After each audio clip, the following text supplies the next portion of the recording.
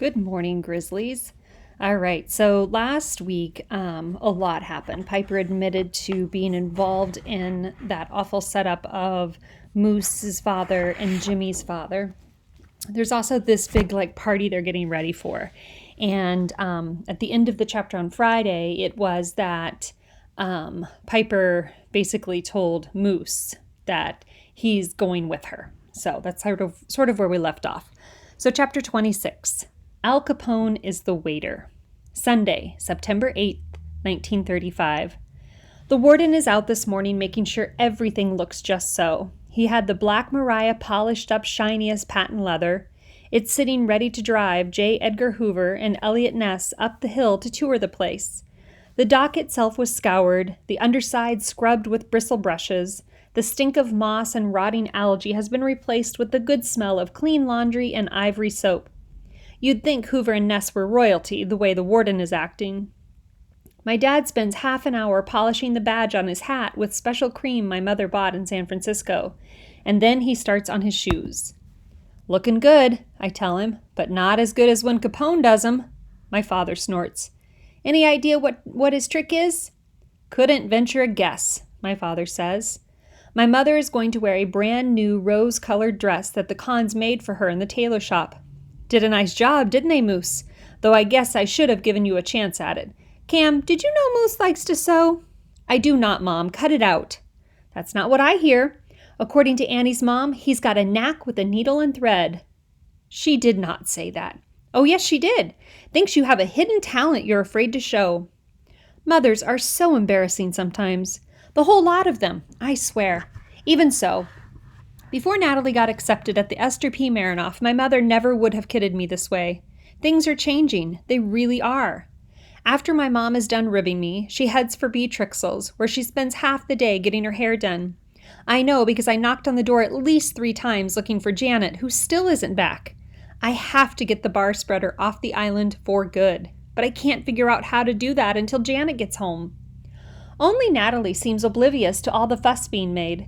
Her big concern is who she can get to play button checkers with her. I don't know how Teresa knew Nat would love this game, but she did.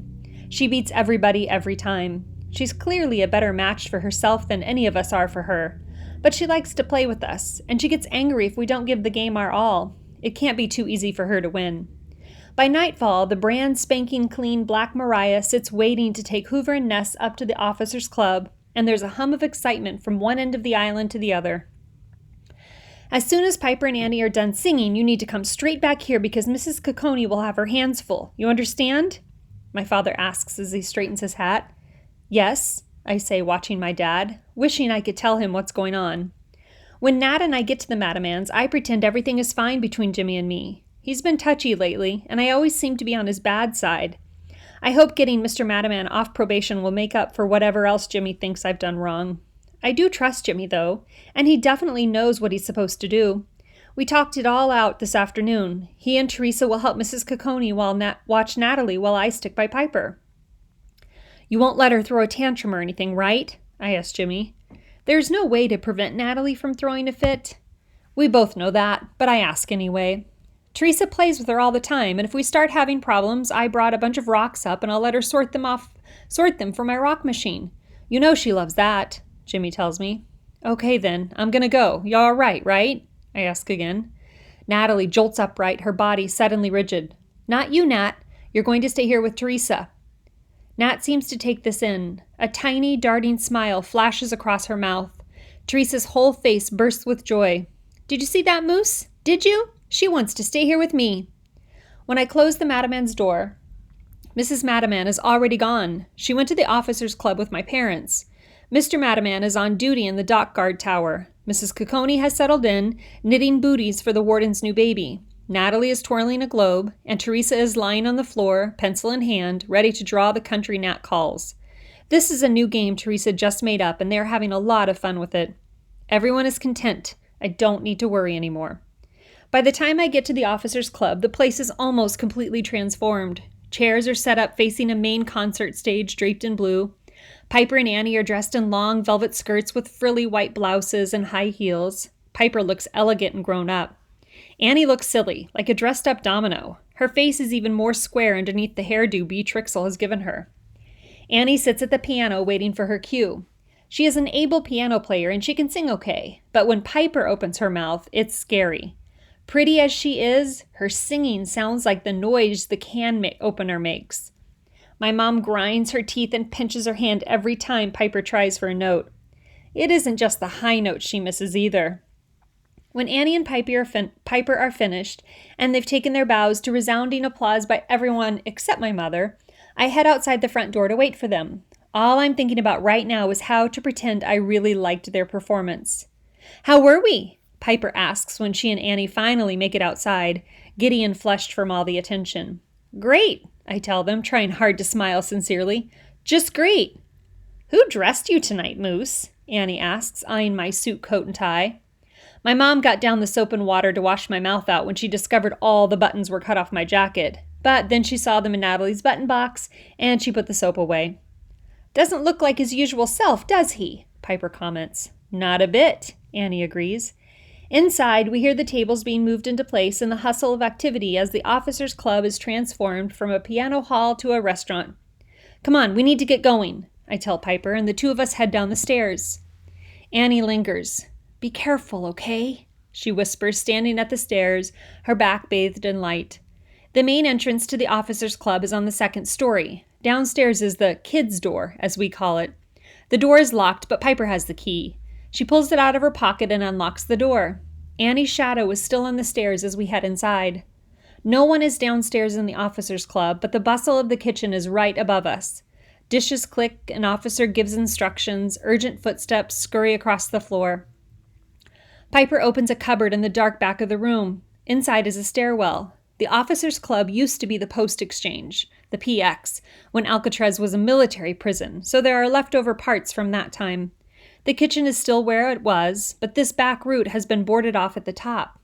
The boards were hastily nailed, leaving gaps through which we can see the pantry, and through the open pantry door to the kitchen, where a man in a starched white cook's uniform whisks past carrying a plate of stuffed mushroom caps.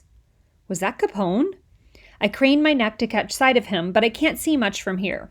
Now a man in a black jacket and white trousers brings in an empty tray. "What's next?" he asks. "Cocktail meatballs," Willie One-Arm's squeaky voice calls as he rebalances a shiny silver tray in his one good hand. "Get the cherries!" someone yells, and the dark closet floods with light. Piper grips my hand, her fingernails dig into my palm. Officer Bomini bends down in front of us, searching the shelves. I hold my breath. But Bomini's only concern is locating the jar of Marciano cherries, which he finds easily. When he leaves, he shuts the pantry door tightly and everything goes black. "We need 2!" somebody else yells, and just as suddenly the pantry door swings open again. Now we see the whole array of servers waiting to carry food. None of them look like convicts, dressed as they are in white cook's uniforms or black dinner jackets like the waitstaff of a fancy restaurant. Something is making my nose itch. Dust, or maybe it's the smell of garlic. The urge to cough tickles the back of my mouth. I grind my teeth, catching the cough in the cage of my throat. I swallow it down just as Bomini's hands find the cherries and grab the jar. He's in a rush and doesn't really look. This time, he leaves the door wide open. "Number 85, you're on! This is your moment!" Officer Trixel's voice belts out. Piper squeezes my hand, and for a second, it seems nice to be standing so close to her as we strain to spot Capone in the bustle of waiters. He looks dapper in the black and white waiter outfit, though his starched shirt pulls across his belly. His dark black hair curls slightly around his ear as if the barber missed a strand. I can see his scar as he gathers up the plates. "One at a time," Trixel orders. "Let's do this up good."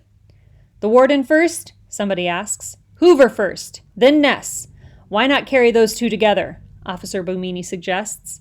It's then that we see him full on, almost as if he's coming toward us. He spins, and there is his jagged scar in perfect line sight of our dark pantry. Quick as a flash, he hawks up a good bit of phlegm and aims it straight for the potatoes on one plate, then the other. Smoothly, as if he's done this 100 times before. He switches both plates to one hand and with his index finger swirls over the top of the mashed potatoes with a finishing twist. "Got a problem, 85? Associate Warden Chudley asks.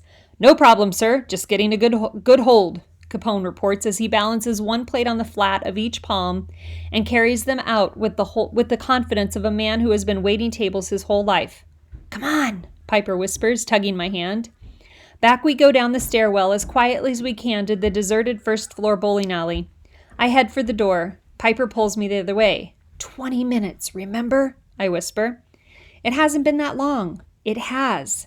We've got to see this, Piper insists. No. Everything inside me rises up. I won't let Piper manipulate me this way. No, I say. We can't argue here. She yanks me past the single bowling lanes, the bag of boxing gloves, the pool cues, and up to the open front stairwell. Piper, I pull my arm back. I said no. You don't understand how much this means to me, she whispers. My life is over. This is all I have. I can't tell if this is real or a performance, but either way I'm in trouble. Don't be ridiculous, I tell her. It's true. You don't know. She grabs my wrist so tightly she gives me a rope burn. Come with me or I'll scream right here. I stand my ground. She takes a big breath. The scream starts low like a whisper. Wait, I tell her.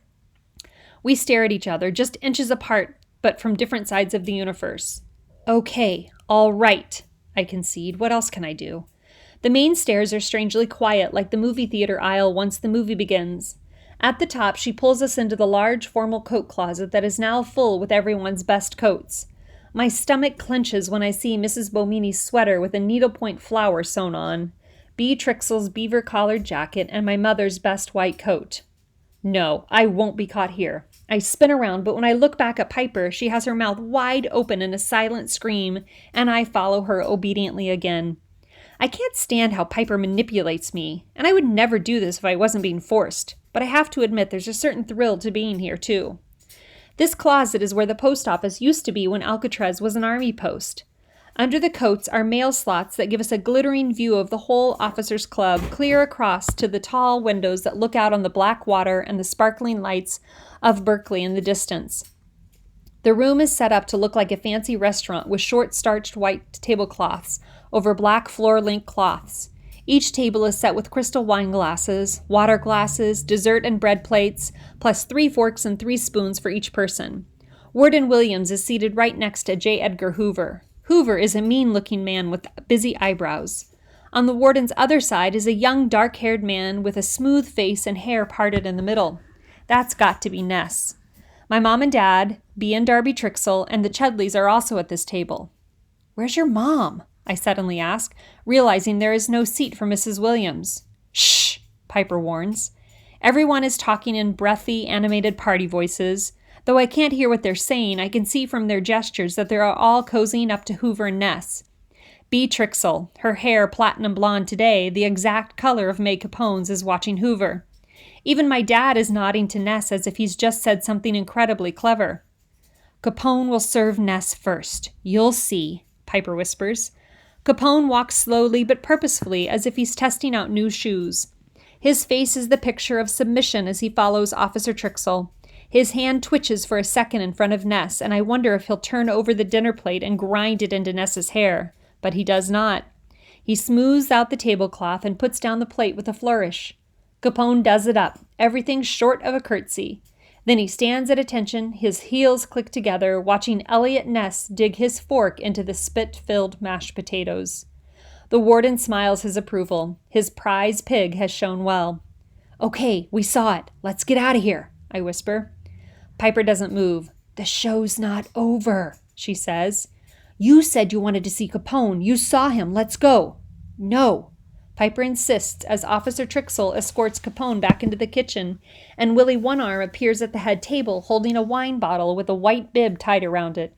He fills each glass, finishing with a showy twist, all of which he does despite the fact that he's missing one arm and his black jacket sleeve hangs down empty, flapping as he moves. Willie catches Officer Trixel's eye. Trixel nods. Willie One-Arm's good hand tosses something invisible over his shoulder as he follows Trixel into the kitchen. That's salt, Piper whispers. He throws it over his shoulder after everything he does. Why? For luck. He forgot to do it the night he lost his arm. Trixel's lips are twitching as if there's a laugh he can't quite contain. He goes to the front podium and calls the room to attention by clinking a wine glass. "Excuse me, but we seem to have found a wallet." He opens the wallet with a flourish and takes the license out. "Says here, J. Edgar Hoover." Hoover isn't paying attention. He's absorbed in a whispered conversation with my father. "Lose something, Mr. Hoover?" Warden Williams asks, leaning toward J. Edgar, not a trace of humor on his face. "Pardon me?" Hoover says. "I said, missing something?" the warden asks. Hoover pats at his vest, his suit coat, his trouser pockets. His dark eyebrows slide together. Willie One Arm returns with an empty tray. Officer Trixel sweeps a folded napkin through the air and places it carefully on the tray. Then he sets the wallet right in the center, and Willie One Arm scurries over to J. Edgar Hoover, whose mouth is even more dour than it was before. Hoover snatches his wallet back, checks the contents, and slips it into his vest pocket in one swift motion like a rodent who has found his cheese. "Guess you got your pocket picked on Alcatraz, sir," Warden Williams says as he spreads a thick coat of butter on his bread, careful not to look Mr. Hoover in the face. "Like I said this afternoon, Mr. Hoover, we have the cleverest criminals in the whole country here on Alcatraz. I think it would be a bad idea to cut back our guard forces. A bad idea indeed."